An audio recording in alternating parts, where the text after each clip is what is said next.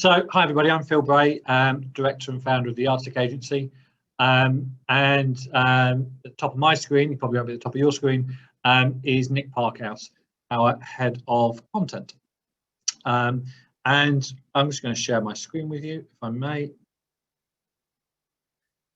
And here we go. And today is all about writing.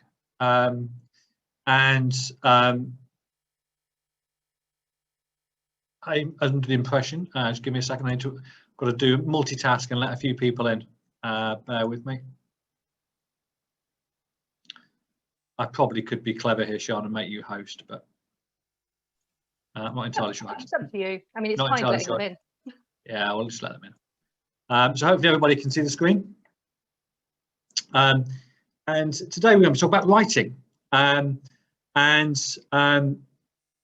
to talk about how to produce and distribute content, really, and how it improves your profile, and how you actually go about doing it. So how you build a bank of ideas. Sean, we were just talking a minute ago before we started about the fact that actually when you come to write something, I think it was nucleus you were talking about, it's actually quite difficult to know what not to write. So we're going to talk about how to build a bank of ideas so that you don't suffer from writer's block. We're going to talk about the key stages in developing a blog. I'm using the word blog, it might be article, you could transpose news article for that, guide, etc. But we've used the word blog there. And then talk about some of the top tips for writing an engaging headline. Clearly, you've got to get people to read the article. And one of the key ways of doing that is to get an engaging headline in place. Let me let more people in. So a bit of housekeeping, if that's okay. We want this to be a really interactive session. So do ask us questions, and we'll take questions as we go through. I'll keep an eye on the Q&A. So probably best to put your, we can't do a Q&A on here, can we? Sean, how would you normally put them in a chat, everybody? This is a meeting. Yeah, this is a meeting rather than a webinar. So put them in the chat, and we will ask those as we go along. But you'll get far more out of the hour if you ask some questions and make sure that we answer until you go away with what you want to. And challenges as well. The only way we learn as an agency, and the only way we improve, is by getting challenged. So if you think we're talking complete rubbish on something, do tell us. And if you want to challenge something we've got to say, absolutely join in the debate. It's quite nice to be able to do this on a meeting like we've got, so people can turn their cameras on and speak if they wish, rather than on a webinar, which makes it difficult. And also tell us what works for you. If you've got a tip that works for you, might work for us as well, because we've got to write articles and should write for the rest of the group. So ask us questions, challenge us, and tell us what works. I'll just do one last check and make sure there's nobody waiting to get in. No, so we'll crack on. So, building a profile through content. Everyone's got different reasons for writing content or producing content. For Yardstick, it helps us to improve our profile by hopefully adding value to the firms we work with. Financial planners, a few power planners, investment houses, etc. And by adding value, we get to demonstrate our knowledge, and therefore, the aim is to then become identified as one of the go-to agencies in our sector. For clients, for clients of ours, so financial advisors and financial planners, content marketing does a similar thing. It helps to inform their clients. It should add value to clients, prospects, and professional connections, the three key audiences. Demonstrate knowledge, and then position those as a go-to expert. And the same is true for majority of people who are power planners on this call. It would be interesting actually to put something in the chat, if that's okay, or turn your mic on and tell us. But it would be really interesting to understand why you guys on this call write content, and what you want to get out of writing content. So feel free to put something in the chat. But if you're going to build your profile through content, it needs two things. There's two sides of this coin. The first is the production of really good content. And the second is effective distribution. There's not much point in writing something unless people are going to read it and engage with it. Let me just have a quick look at the chat. I saw something come in then. So thanks, Sean. To raise your reason for writing content, to raise the Paraplanner profile within financial planners. Not easy for me to say that. From Aaron, the more people who write content, the greater the scope of exchanging ideas between the power planning community. Yeah, another great reason. But as I said, a content marketing strategy needs you to do two things: write really good content and then distribute it so people engage with it. That's what we're going to be talking about today. Let me let Raj in. Three key things, three key places to start really. Understanding your target audience, building an ideas bank, and avoiding writer's block.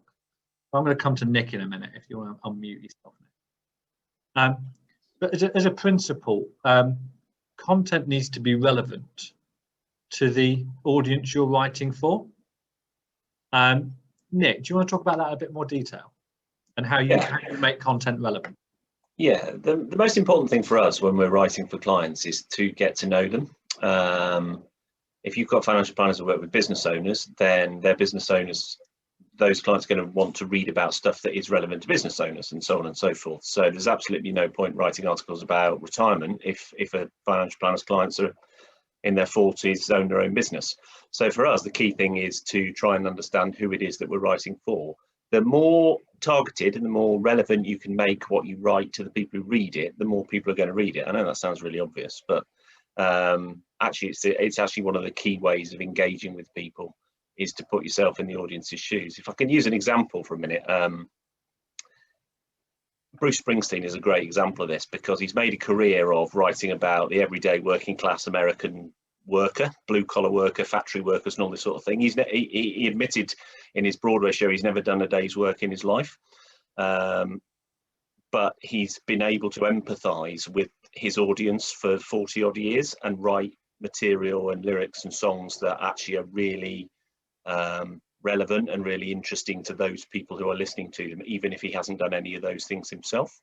And that's the key thing. It is about writing about what your people care about, what their worries are, their concerns, what information, knowledge they need to know, that sort of thing. And cheers, Nick. Now, if you're writing for a power planner or an advisor audience, like Nick says, if worries, concerns, what keeps them, what wakes them up at 3 a.m. in the morning? What are their 3 a.m. moments? What gets them out of bed in the morning? So I would be on a session with the IFW this morning, and one of the things I was talking about was before you embark on developing a marketing strategy, it's so important to develop client personas. So we're talking to financial planners. I'm talking about the importance of developing client personas, and I would suggest you do a similar thing for your audience. So think about who is going to be reading the article or who you want to be reading the article, and then start thinking about what's relevant to them, what are their problems and what are their aspirations. And it's not difficult to think right now of what problems, challenges the power planning community might face or the financial planning community might face, and speak to those issues. You've then got to move on and start thinking about what are you going to write about, and how to build a bank of ideas and therefore avoid writer's block.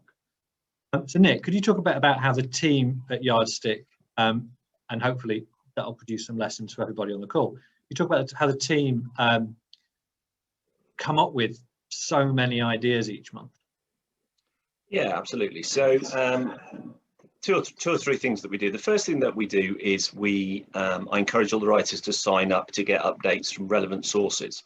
So when we have a new writer joins, I'll get them to sign up for money marketing, professional advisor, cover, professional pensions, all of those sorts of things. So they get news stories pinged into their inbox.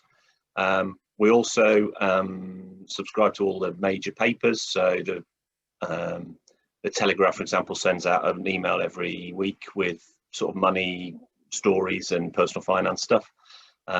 And then what we do is, as a team, is we sit down once every 4 weeks and literally have a conversation. People bring ideas, we share ideas, links to articles that we've read, press releases that we've received in our inbox, whether that's from newspapers, professional magazines, things that we've seen, things that advisors that our clients are talking about, that they've spoken, you know, clients of theirs have come to them with questions sometimes. And then things like Google as well. You can see what people are asking by just going on search engines and find out what are the kind of hot topics and stuff. The other thing with an ideas bank is we try and make it where we can as topical as we can. So there are a couple of websites that have a list of you know, when it's National Sausage Day and National Take Your Dog to Work Day and all those sorts of things. And often you can link ideas to that. So for example, it's World Environment Day next week. So we've written a load of stuff about green finance and ESG and stuff. It's Carers Week on the 7th of June, I think, for a week. So we've written a lot of stuff about how caring can impact on your finances and long-term care and that sort of thing. So it's having a bit of forward planning gives you lots of opportunity to write about and stuff that's going on. Often those will have hashtags on social media and stuff, so you can get involved in a conversation by writing your blogs and linking them with hashtags to things that are actually going on in the world. And the other thing I would say with an ideas bank is that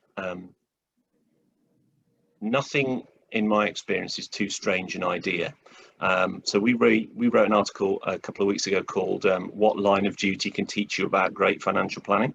And it sounds ludicrous on the face of it, but of course it was the most popular article that clients had that year. I think you know, increased the open rates and click-through rates for that particular newsletter because everybody just, you know, what on earth is this?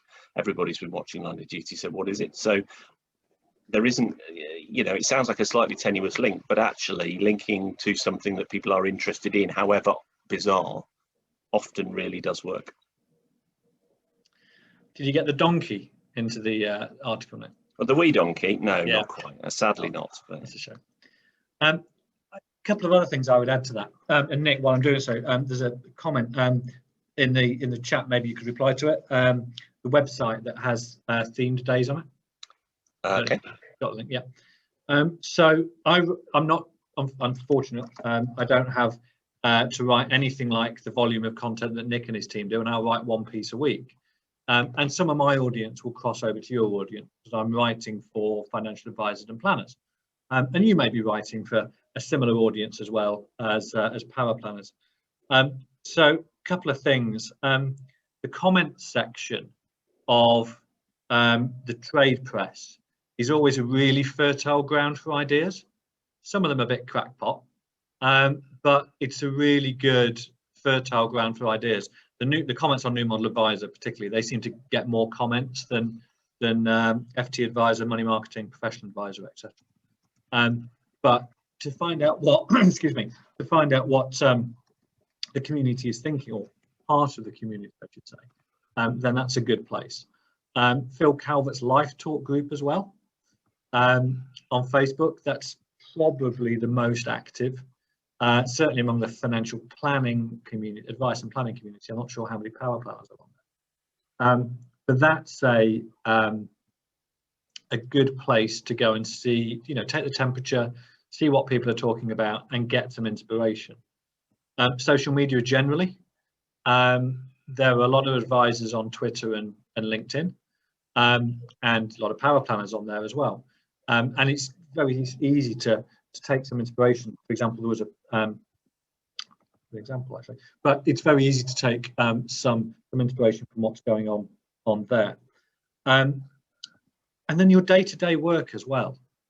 The things you did yesterday and the things you did today will be of interest to other people. And I've talked to financial planners a lot about this. That the work they're doing now for Mr. and Mrs. Smith, Mr. and Mrs. Jones, who they've not met yet, may well be interested in as well. So take inspiration from your day-to-day work. And there's a book there that I'd recommend called Show Your Work. Sian, I think we've talked about that before, haven't we? We certainly did, and there's a bit of feedback there. That's better. We certainly did, and we took, as the UK Financial Planning Book Club, took Phil's recommendation to read it earlier this year. We've got some thoughts on that. We tried to summarise the book after reading it as a group and put them out. So check us out on LinkedIn if you want to have a look at our thoughts on that. And I'd buy the book. It's less than a tenner. Available in all good bookstores, and I'm not on commission. But it's a small little book, lots of diagrams. But the principle of it is by showing your work, you will promote yourself, and give some really practical advice on how to do that. Let Sarah in. Yeah, some practical advice on how to do that. So show your work, add it to your list of things to read after you've read the links that Nick's put on there as well. Then the other thing that I find useful is my memory is getting rubbish. Yeah, I really struggle. So if I'm thinking about something, thinking of an idea, I can't rely on myself to be able to remember it when I'm sat at my computer or whatever it is.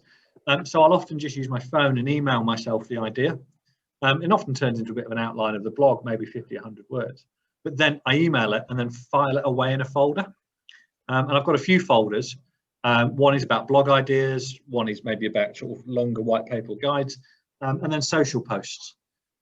So I'll quite often just save some ideas, and then when I want to post something on LinkedIn or Twitter, or want to write a blog, I don't start with a blank sheet of paper.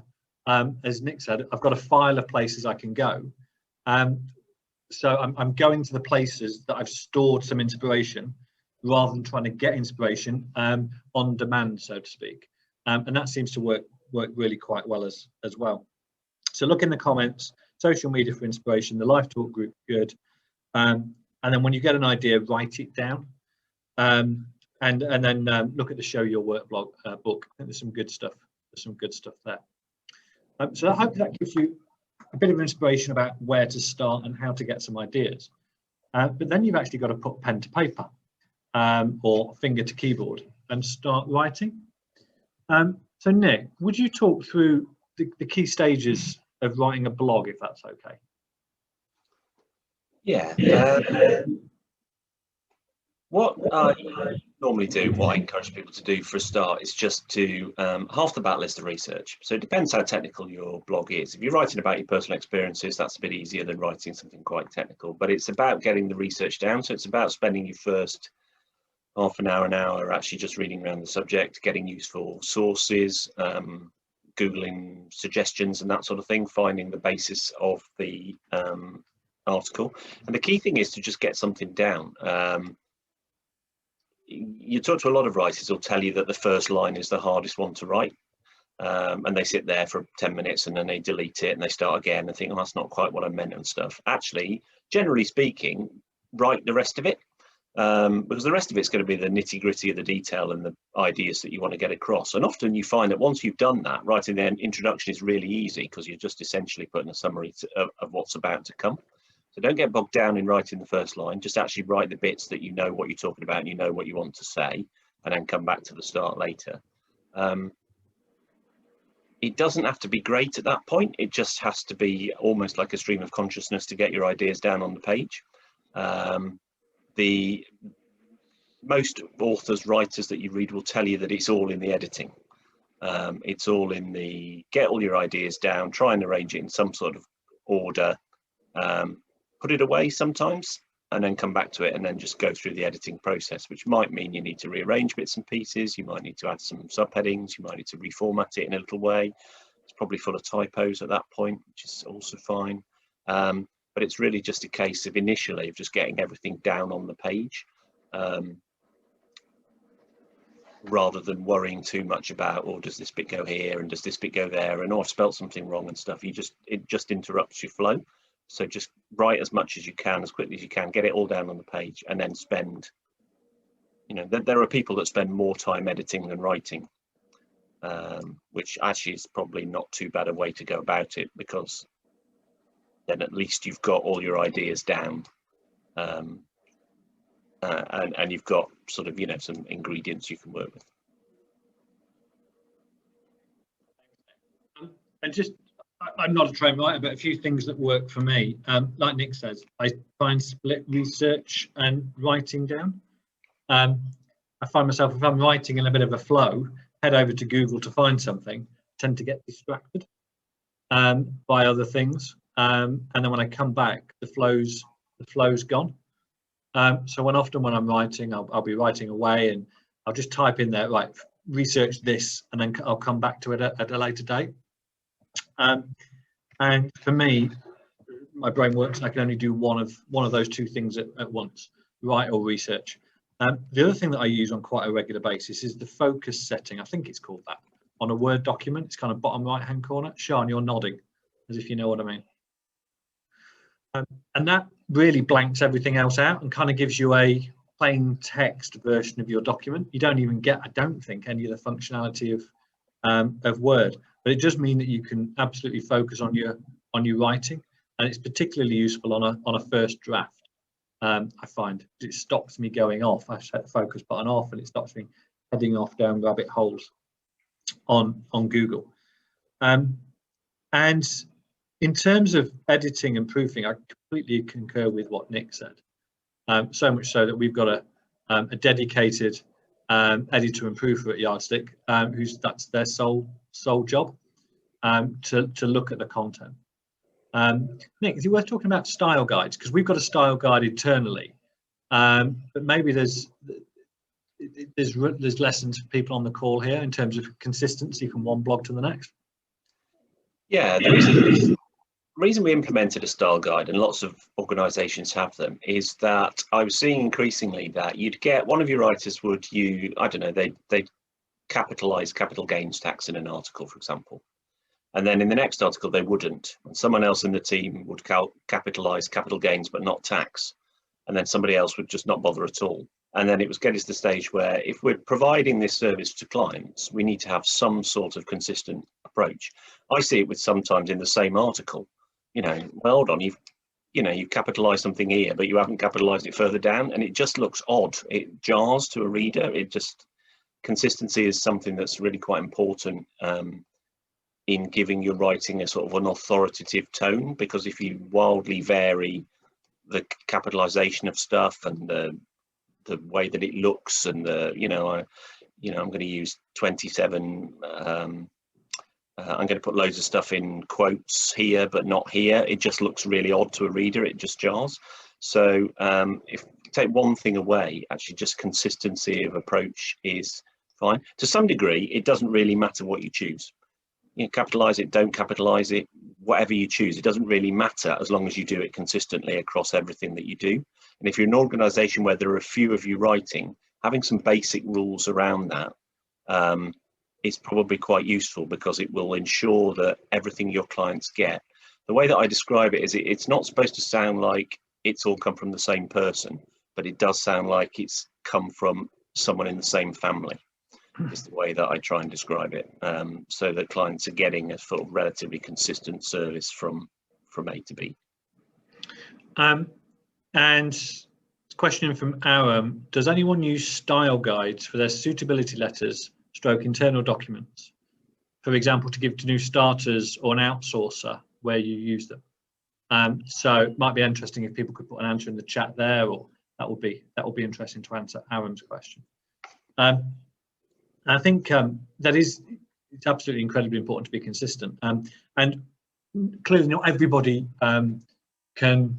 is large enough as an organisation to have someone dedicated to editing and proofing. But if you can get somebody else to do it, it is a huge bonus, because it's incredibly difficult to edit and proof your own work. because you know your brain knows what words it's looking for, so it's just incredibly difficult to do it. And one of the things I've found that works is if you print the article out. I print stuff out, and I will see things on the paper that I don't see on the screen.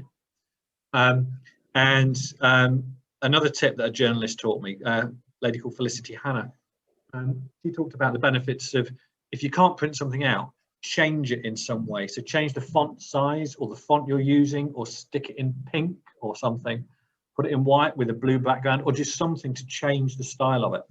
So your brain is reading it almost for the first time, and you'll pick things up that you haven't necessarily seen before. But it is, I think Nick will agree, incredibly difficult to edit and proof your own work.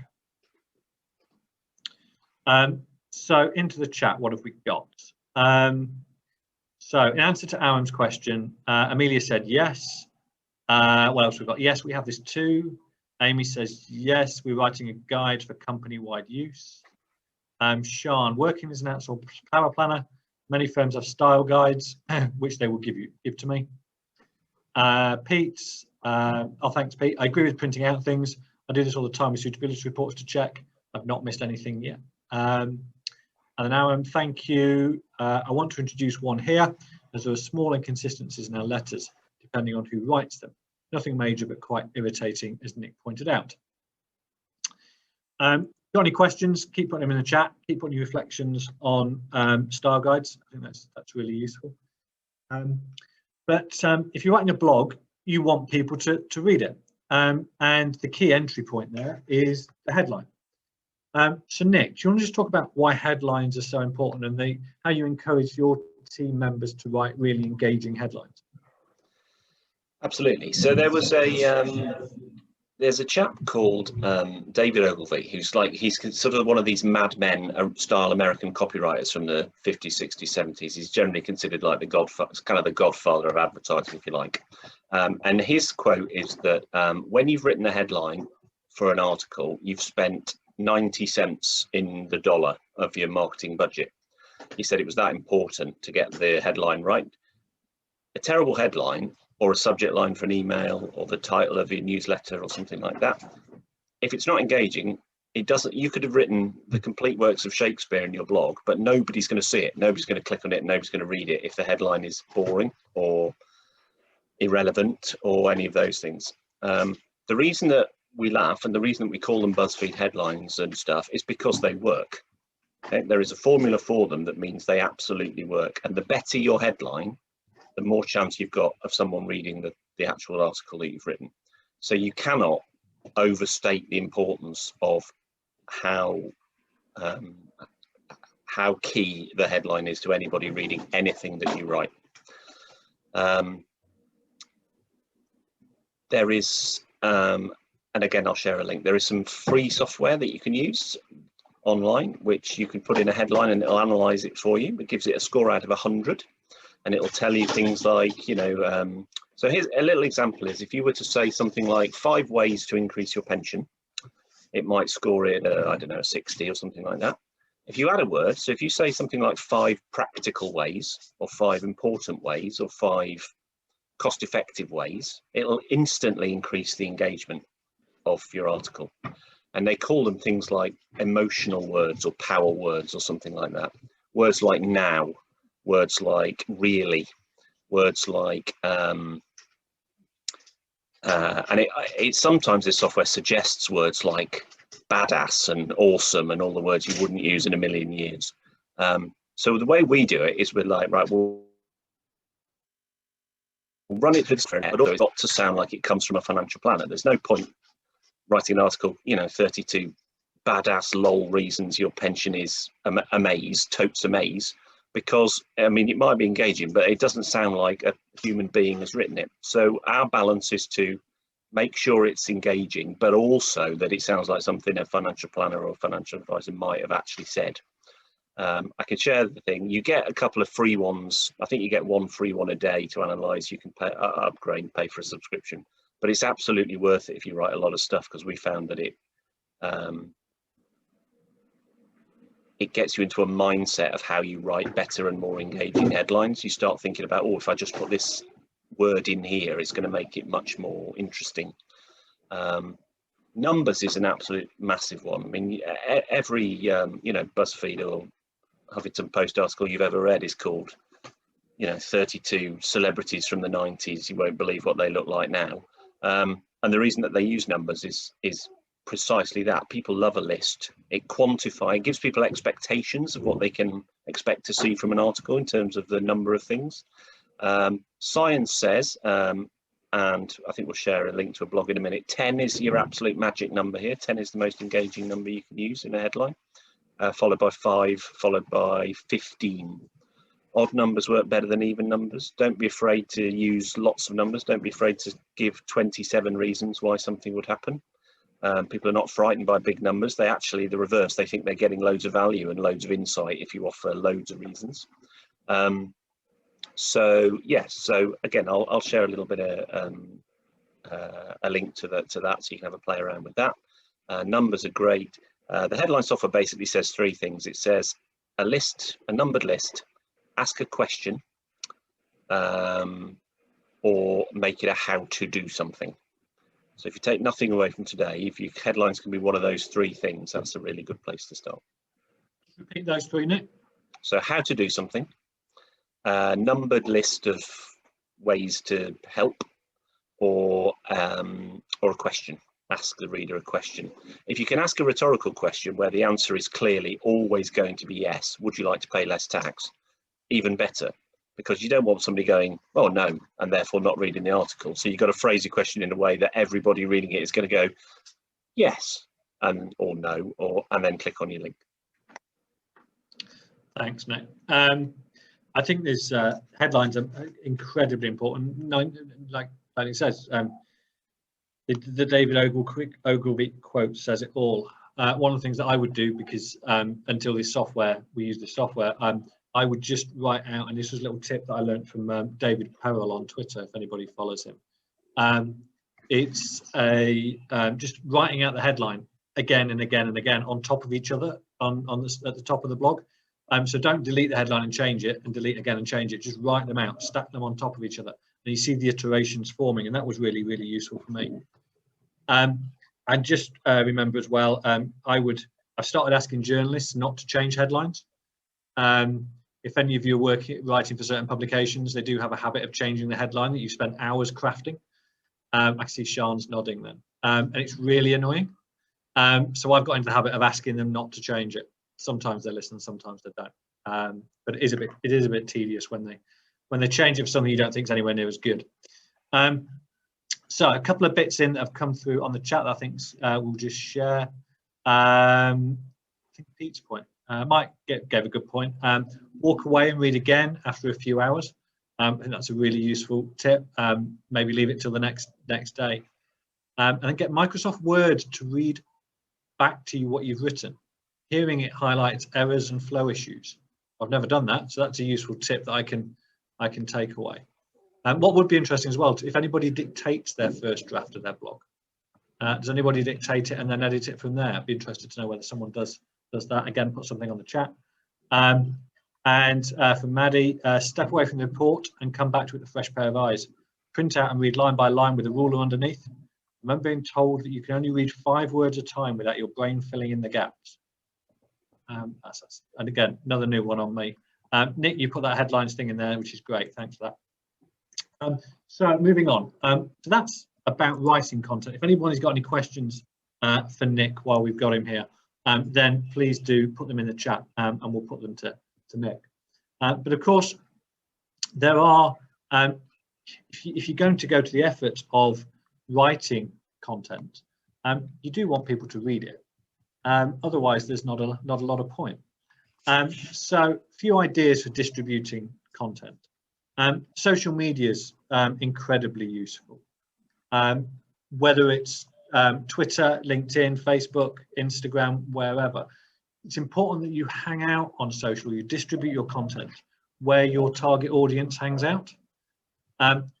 So if your target audience is financial advisors and planners, and maybe other power planners, so people in the profession, then Twitter and LinkedIn is very good. Phil Calvert's Live Talk group, again, is very good. You get a lot of engagement on there. You've got to be a little bit careful about posting anything that might be seen as a promotion. But that always drives a lot of engagement. But for me, if I'm posting a blog and I want to reach the power planning or the planning community, then my go-tos would be LinkedIn and Twitter. If we're writing stuff for consumers, then clearly you want to be, or the person, the planner or whoever's promoting the content wants to be hanging out where their target audience does. And this applies anyway to when you're trying to reach power planners or planners. You need to hang around where your target audience does. And that isn't always the social media channel of choice. So we quite often get financial planners coming to us and saying, I've been on Twitter for 5 years and never had a lead off it. That's because your target market doesn't hang out on Twitter. They're over on Facebook and LinkedIn. And planner moans, don't like Facebook, don't like LinkedIn. Well, you've either got to like it or lump it and not be on there. The social media can be an incredibly useful way of driving engagement to whatever it is you're writing, and also then driving comments off it. And then the debate there may often produce other article ideas. Email marketing. Again, if you've got a database or you're building a database, email marketing is incredibly useful. It is the shortest and most frictionless route between your mouth and somebody else's ear. And getting something in somebody's inbox is incredibly useful. We've got client financial planners doing newsletters where open rates are at 70%. And that's really, it's high. And it means that people are engaging with the content. So if you have a database or you can spend time building a database, then email marketing is incredibly useful. Other ways of distributing content, which we don't have on the slide, but it's something that Sean talked about, is the professional publications. So if you're writing for a planner audience or a power planning audience, offering your content to the trades is a great way of getting it out there. A lot of the trades need content, partly because content means they sell advertising space. And a lot of these publications have targets for the number of people who read, number of eyeballs on the ads that frame their content. So there's a fair chance if you write something, they will take it. And if they don't take it, you publish it yourself. Offer it to them on an exclusive basis. Don't pump it around and offer it to 4 different trades at the same time. They won't thank you for that. But if your aim is to reach power planning audience or an advice stroke planning audience, then getting stuff published in the trades is a fantastic way of doing it and is actually relatively straightforward to do. Nick, have you got anything to say on that before I move on? No, I think it just goes back to what we were saying at the very beginning. If you've got an email, the reason that clients are getting open rates of 70% on emails is because the content and the subject line of the email and the content is highly targeted to them. You wouldn't get that if you were sending something that people are not interested in. They just wouldn't bother. So it goes back to what we said at the very start, that actually the more relevant and engaging you can make the subject line of the email, for example, or what it is you're writing about is targeted at the clients, that's the way you get people to engage in the open rates up. Thanks, Dave. Becky, I'd be interested to know a bit more about your comment that you put into chat. If your target audience are anything like me, 90% of marketing emails will remain unopened. So it'd be interesting to know a bit more about what you mean there, Becky. But the only thing I would say to that is there's a difference between marketing and adding value. So for me, when we're writing at Yardstick, and we encourage the same from our clients that we work with, if you're constantly in that mode of adding value, just giving, then you won't be seen as marketing. You'll be seen as adding value. The byproduct is you demonstrate knowledge, and then you become that go-to expert.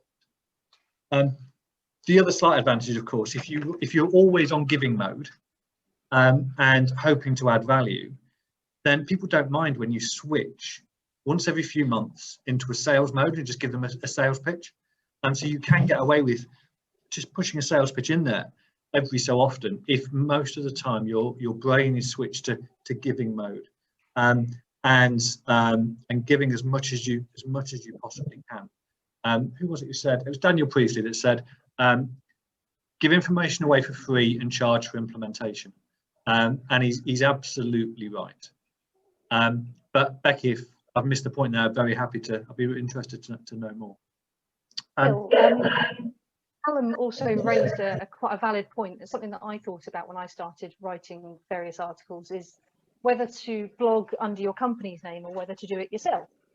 And it probably depends on your situation. And this is probably where financial planners and paraplanners really differ, because there's lots of financial planners out there that have got their own firms and they're completely in charge of their own destiny and their budgets and things like that, whereas a lot of paraplanners mainly are employed, so it's a bit of a different thing. So it'd be good to get your take on that. In terms of my take on it, I started writing articles when I was employed, and I've now become outsourced. For me, it wasn't a really targeted thing, but I knew I needed to build my brand if I was ever going to go outsourced. So I kind of started on that point and saw for me whether it would work, whether it was going to be successful, and whether I was any good at it. And I think it did help, and it certainly built my confidence in being able to get out there, which has helped anyway. Nick, do you want to take this one, or shall I? Or do you want to start and I'll go second?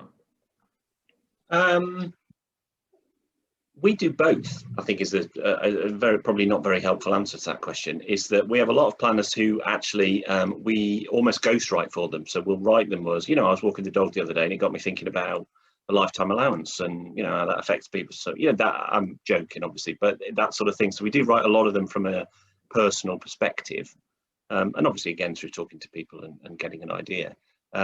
Most of them are sort of a we, I suppose. Most of them are a we, but if you think about lots of articles about 5 practical ways to do something, you're never really using pronouns in it. It's just here are the ways.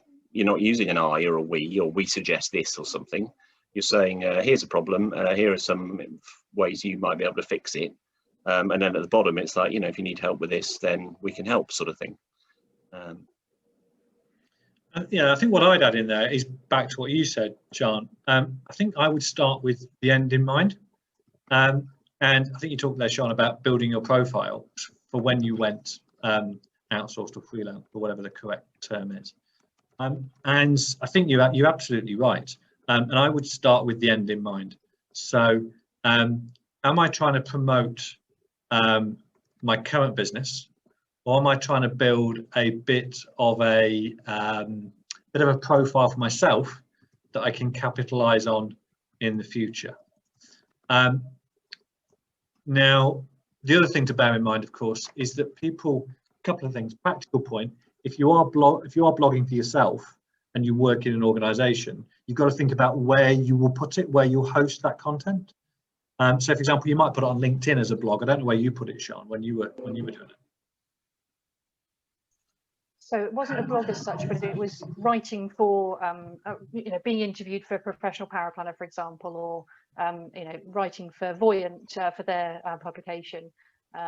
So things like that. And going back to kind of your point, Phil, about, writing something and then approaching various publications. I didn't do that. I ended up sort of engaging with those publications and then them asking me to write for them.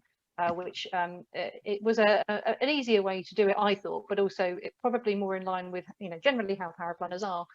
It's easier to get that, or it's nice to get that relationship with somebody and then agree to do some work with them. So it worked quite nicely. There was quite a nice flow to that. Yeah, 100%. And if you can get someone to host your content for you, fantastic. If you just happen to have put pen to paper and you want it to be under your own name, you've got to find somewhere to put it, and put it on as a blog on LinkedIn. That's probably a decent enough place to put it. We've got a couple of advisors who work for larger organisations, and with that larger organisation's permission, we've developed their own blog, in kind of the sense that blogs were maybe 15 years ago.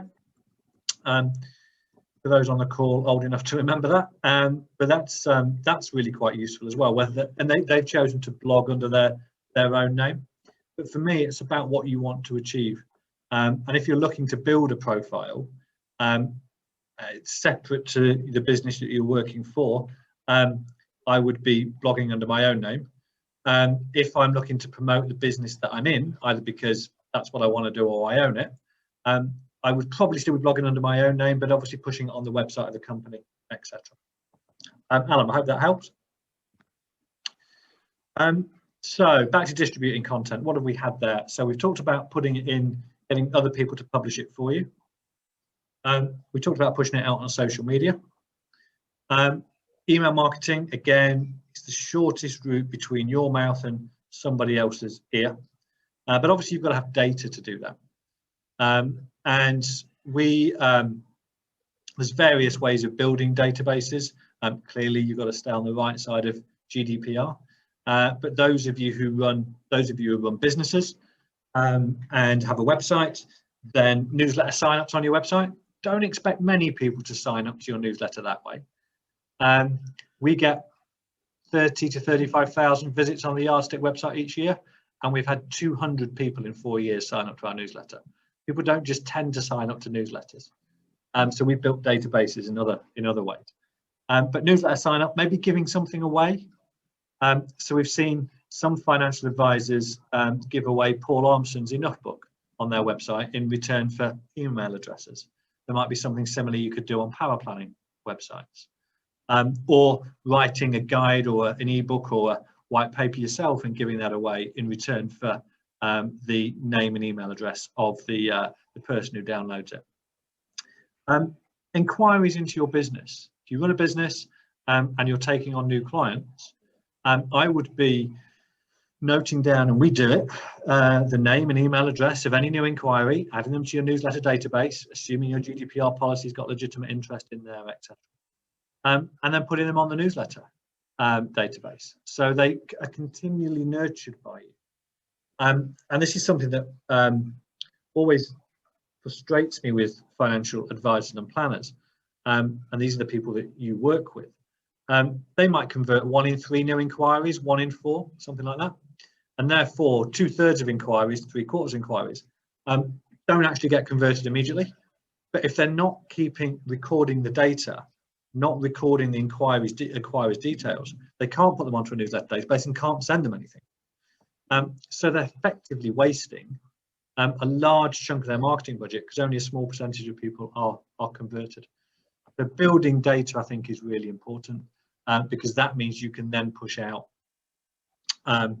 new content to them on emails. And lead magnets might not be particularly appropriate right now, but lead magnets are a very useful way of building a database quite quickly.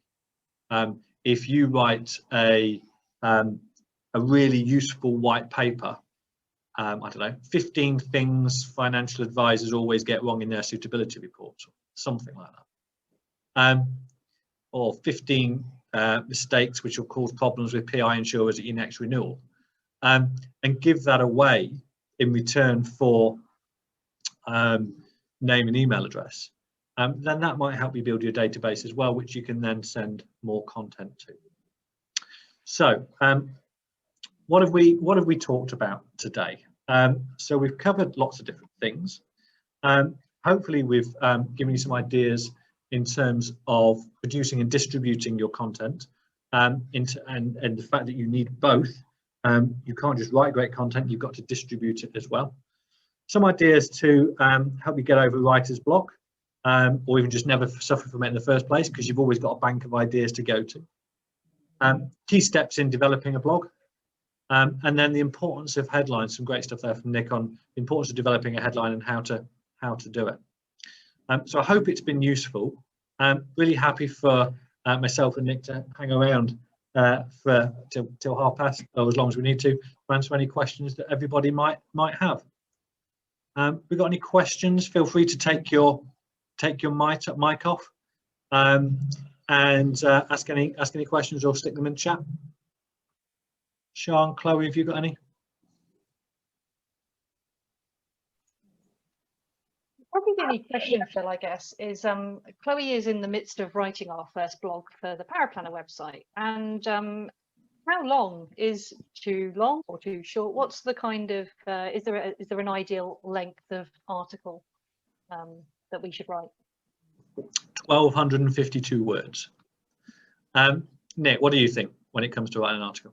My rule for articles is as long as they've got to be and no longer. And again, probably not very helpful. Most of the stuff we do for clients is around about 800 to 1,000 words. If there isn't 800 words to say on a topic, then as long as you can get to, from a sort of search engine Google perspective, as long as you can get to about 400 in terms of a blog, then that's normally okay. But we say sort of 8 to 100. We write some that are 2,000 words plus. So it really does vary, but it's just, yes, cover everything that you need to and then stop. One of the things, completely agree with Nick. One of the things I've seen is that if there is enough words to get you up to 2,000, so it becomes a really long, in-depth piece, people will still engage with it if it's relevant to them. But Google will love you for it. That kind of length of unique content, and unique content is important if you are going to if search engine optimization is important to you. Duplicate content is a problem if that's your aim. 2,000 words above that, Google really likes it. Well, interesting to know.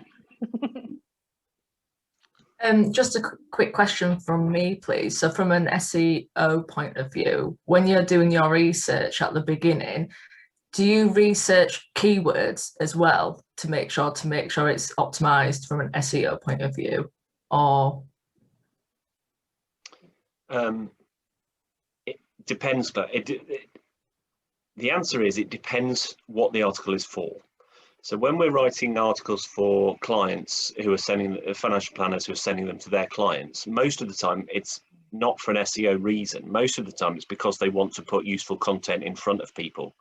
It's either because they want to just update their clients or prospects, or it's because they want to demonstrate their authority or whatever, talk about something topical. So there isn't generally an SEO reason. Some people put content in front of clients for compliance reasons because they promised in their service agreement they would. So there are lots of different reasons why you would write something. There are people for whom SEO is a factor. And in those instances, yes, there will be keywords. We will introduce them organically in the text, in the headline, in the subheadings and all that sort of thing. But it's really more about what the article is for, I think. Okay, thank you. Cool. Before we go, I'm just going to share this one last slide. So if you want to stay in touch with myself and Nick, you can do it you can find us on LinkedIn. Always happy to accept connection requests on there. The Yardstick website's there, my email address and Nick's email address, and the relevant Twitter accounts. And always happy to stay in touch with people. Any other questions that we can answer before we go? No. Well, hopefully that's been useful. Hopefully you've got some takeaways about writing good headlines and blogs, etc. And look forward to seeing you again soon.